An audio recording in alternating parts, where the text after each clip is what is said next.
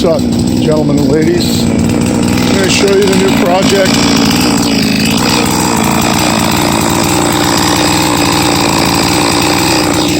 So it's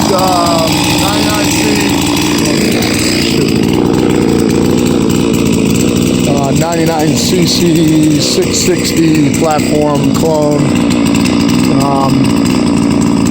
I'll do a video on it after I'm done. I'm just kind of running through some heat cycles. Just want to let you hear it running. Dyed all the plastics black. I'm waiting on the 3/4 wrap handle for it, and I'm going to work on the dogs today. Just customizing the dogs and painting them black. But I just want to give you a look. We're a little concerned on one of my buddies that builds saws, Jason Egan. And his friend Ethan Trainer were a little concerned with the exhaust timing on, the intake timing on it. And we're going to see how that goes. If I have to build it up a little bit. It sounds pretty snappy though. I haven't even touched the carb yet because I had that problem with the Walbro carb last night. WJ76 came with the choke plate on backwards, and it was, I had to pull it apart, and it's kind of a pain in the ass to get it spun around. So I put the Zama carb on it, because the Walbro wasn't, the choke wasn't opening, so it flooded it out real bad. And it started right up. First pull, pop on choke, first pull start. I've been idling out here for about 20 minutes, and it's, I think from the factory they set them a little high on the idle. It's like 3,600 right now, and sounds pretty stable. But I just want to show you out. Like I said, I haven't tuned it yet, but I'll rip on the throttle a couple times so you can hear the throttle response. It's going to be nasty. It's quad port, 22,000 squish on a 56 millimeter, all ported. I'll go through the list of extra parts I put on and stuff like that and everything. And I've already done a post up if you want to see it. Just take a look at one of my posts with the all black covers on it last night. It's pretty good. So I'm gonna give a couple blips here and kill this and go put it inside. Rings are probably all nice and run in now so I can do a little bit more work on it. Thanks.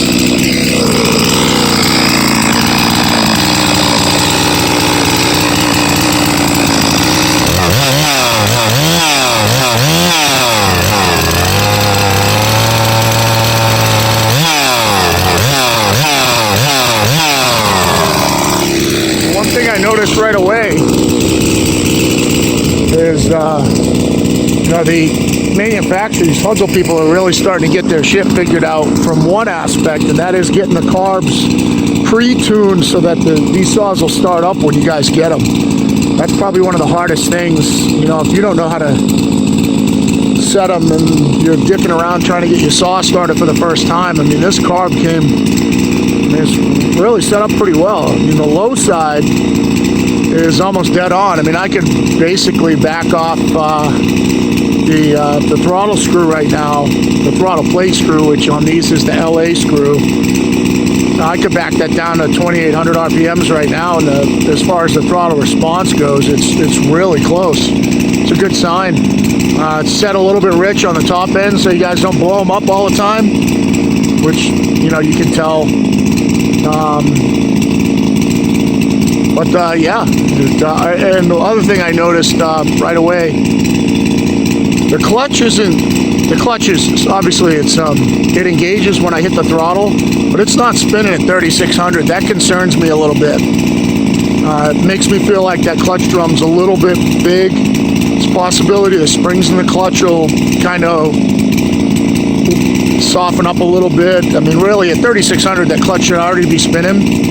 And that new high output oiler that Hudzel's making really blasts out some oil. I'm going to have to turn it down. I just flipped it a few times, and what comes out is massive. If you guys are just cutting firewood with smaller saws, that's probably way too much oil, but it's going to be really good for the guys milling.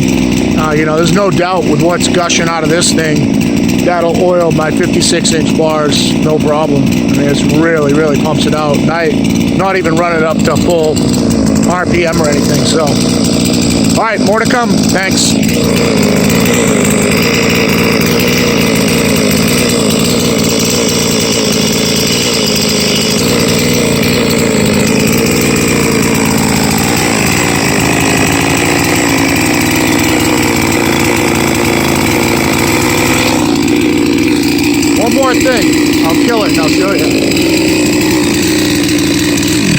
one more thing.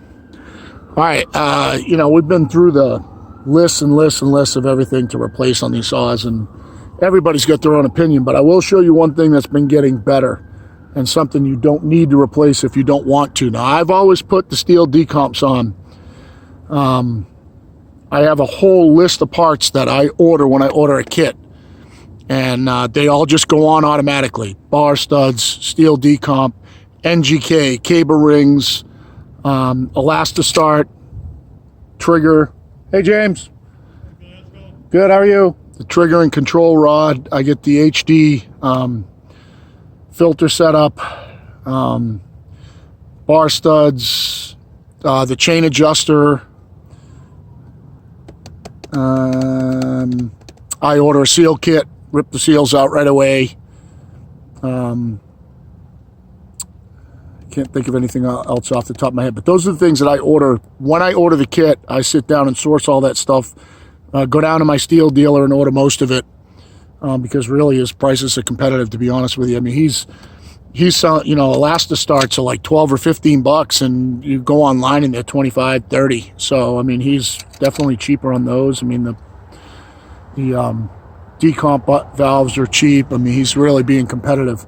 But if you look at this decomp valve, I want to show you the good ones versus the bad ones. The bad ones are the ones that are smooth on top. The top pops off them. So look at this one. There you go. It looks like the steel one. Now, steel's got, it's not that hot either. It's been running for almost 30 minutes. I can touch the cylinder. The steel one has got almost the same pattern on it, just a little bit different, but you can see all these little knobs and stuff. I'll kind of zoom in or get close. That's their new one, and that one's okay.